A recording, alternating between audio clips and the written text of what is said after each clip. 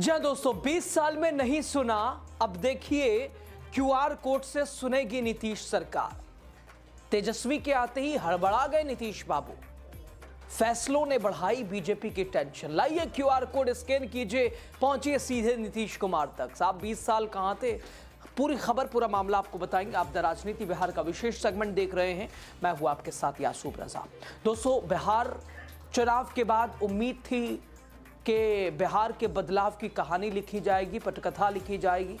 स्वास्थ्य, शिक्षा, महंगाई, बेरोजगारी, पलायन के ऊपर काम होगा।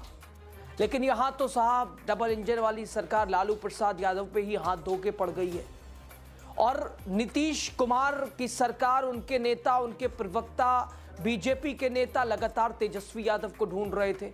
लीजिए, अब तेजस्वी की आमद है। तेजस्वी आ चुके हैं और आते ही उन्होंने जिस तरह से घेरा है और बता दिया है कि कैसे विधानसभा नेता प्रतिपक्ष जो है ना थे तब भी बेचैनी थी आपको, अब आ गए हैं, अब तो और नाक में दम होगी। और इस बीच अब नीतीश कुमार सरकार ने एक ऐसा फैसला लिया है कि जिससे लोग पूछ रहे हैं, साहब 20 साल क्या किया? 20 साल लोगों तक पहुंचे नहीं पहुंचे, अब क्यूआर कोड दे रहे हैं। दोस्तों, बिहार की राजनीति और शासन व्यवस्था में एक नई पहल जिसे कहा जा रहा है, बट इसमें प्रतिक्रियाएं हैं, लोगों की क्रियाएं, प्रतिक्रियाएं, लोगों का ध्यान, लोगों का कहना अलग अलग है। अब जनता की आवाज सीधे मुख्यमंत्री तक पहुंचेगी। ना कोई बिचौलिया, ना लंबी फाइलें, बस एक क्यूआर कोड और आपकी बात सीधे सरकार तक। अब इस बात में कितनी गहनता, कितनी सच्चाई है, यह आप बताइएगा। और 20 साल बिहार के लोग कैसे सरकार तक पहुंचे रहे, सरकार और लोगों के बीच का समन्वय कैसा रहा, आप जरूर बताइएगा। दोस्तों, मुख्यमंत्री नीतीश कुमार 7 निश्चय जो कि पार्ट 3 के तहत एक ऐसा कदम उठाया है जो आम लोगों की रोजमर्रा की दिक्कतों को आसान बनाने की दिशा में बड़ा कदम माना जा रहा है। और क्या है ये पहल, कैसे आप अपनी राय सरकार तक पहुंचा सकते हैं। और 20 साल तक नीतीश सरकार कहां सो रही थी? 20 साल लोगों का दर्द किसने सुना? कितने लोगों की दर्द की कहानी डबल इंजन वाली सरकार ने सुनी? और अब क्यों हड़बड़ाहट है? क्या तेजस्वी आ रहे? दोस्तों, 7 निश्चय पार्ट 3 मुख्यमंत्री नीतीश कुमार का ड्रीम प्रोजेक्ट। सूत्रों की माने तो सीएम के इस ड्रीम प्रोजेक्ट को पूरा करने के लिए उनके करीबी अधिकारियों ने अब मोर्चा थाम लिया है। और इन अधिकारियों में रिटायर्ड आईपीएस हैं। इसके अलावा अगर बातचीत की जाए तो इसमें आईएएस दीपक कुमार हैं, सचिव अनुपम कुमार रवि हैं, चंद्रशेखर सिंह हैं, ओएसडी डॉक्टर गोपाल सिंह शामिल हैं। ये सभी नीतीश कुमार के बेहद ही भरोसेमंद हैं। इन्होंने मोर्चा संभाल लिया है। दोस्तों, 7 निश्चय पार्ट 3 का पूरी तरह से मॉनिटरिंग कर रहे हैं। संभव है अपनी सुविधा अनुसार 7 निश्चय पार्ट 3 की मॉनिटरिंग और डेली रिपोर्टिंग अपनी सुविधा के अनुसार ही बांट लेंगे और बांट ली भी होगी। चुनावी वादा पूरा करने के लिए मंत्र इस 7 निश्चय पार्ट 3 में है।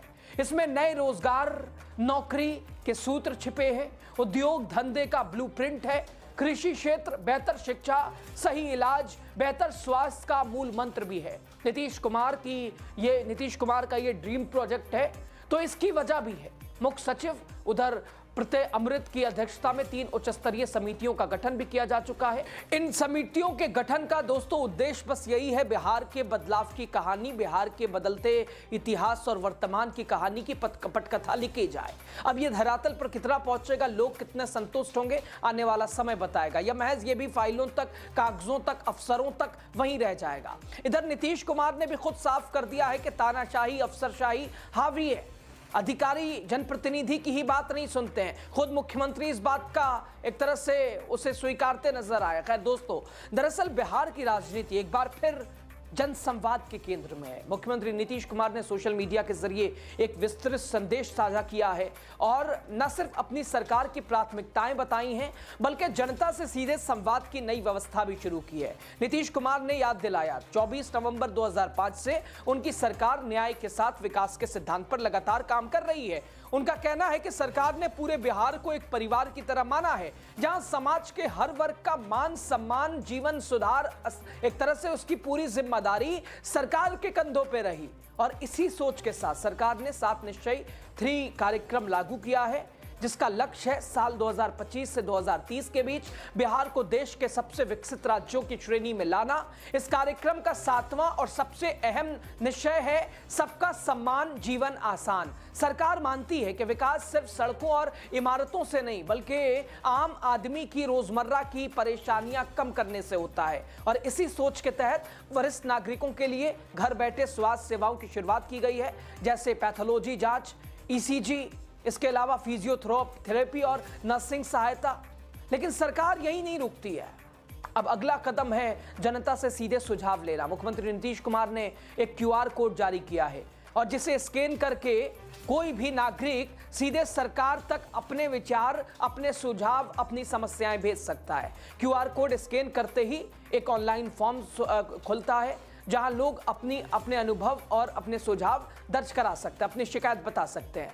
तो ऐसे ही पे लोगों की बटी हुई प्रतिक्रियाएं। लोग कह रहे हैं साहब 20 साल कहां सोए थे, 20 साल तक कितने लोगों के बीच और सरकार का समन्वय रहा, अब ये 25 से 30 ऐसा क्या आसमान और जमीन तोड़ देंगे ये क्यूआर कोड, क्या धरातल पे भी उतरेंगी, क्या समस्याएं महज बता देने और समझा देने या उनका हल भी होगा। उधर तेजस्वी यादव के आमद की बात भी लगातार बीजेपी नीतीश कर रही है। नहीं थे तब भी चिंता थी, अब तो और चिंता है, क्यों सवाल पूछने वाला कोई आ गया। सरकार का कहना है कि इन सुझावों से ये सिर्फ औपचारिकता नहीं है बल्कि इन्हीं के आधार पर आने वाली नीतियों, योजनाओं में सुधार किया जाएगा। ये लोग ऑनलाइन सुविधा नहीं रखते हैं जो लोग, उनके लिए भी ऑफलाइन विकल्प है। लोग अपने सुझाव पत्र के माध्यम से इस पते पर भी भेज सकते हैं इसे। और सरकार ने सुझाव भेजने की आखिरी तारीख 4 जनवरी 2026 तय की है। सरकार चाहती है कि लोग उन समस्याओं पर खुलकर सुझाव दें रोजमर्रा की जिंदगी को मुश्किल जो बनाती हैं, जैसे प्रमाण पत्रों की घर डिलीवरी, बुजुर्गों और दिव्यांगों के लिए सरकारी दफ्तरों में आसान पहुंच, पेंशन प्रक्रिया में सुधार या डिजिटल सेवाओं को और सरल बनाना। सभी बिंदुओं पर नीतीश सरकार की काम करने की कोशिश है। कुल मिलाकर नीतीश सरकार की ये पहल जनता और सरकार के बीच सीधा संवाद स्थापित करने की कोशिश है। 7 निश्चय योजना को पूरी तरह से सक्सेस बनाना, उसे सफल बनाना इसका मकसद है। टीम का गठन हो गया है। देखना यह है क्यूआर कोड से मिलने वाला सुझाव नीतियों में कितना असर डालता है और क्या वाकई आम लोगों का जीवन और आसान हो पाता है। 25 से 30 का कार्यकाल कितना सफल हो पाता है, बिहार कितना बदल पाता है, बिहार की समस्याएं कितनी दूर हो पाती है, बिहार के लोगों को, नौजवानों को रोजगार मिलता है नहीं मिलता है, जो बच्चे हैं उन्हें अच्छी शिक्षा मिलती है नहीं मिलती है, जो बीमार हैं उन्हें अच्छी हेल्थ व्यवस्था दे पाना, ये सबसे बड़ी चुनौती बन के आई है। एक तरफ सरकार, एक सिस्टम और अब सीधे संवाद, क्यूआर कोड के जरिए बिहार की जनता को अपनी आवाज खुद रखने का मौका।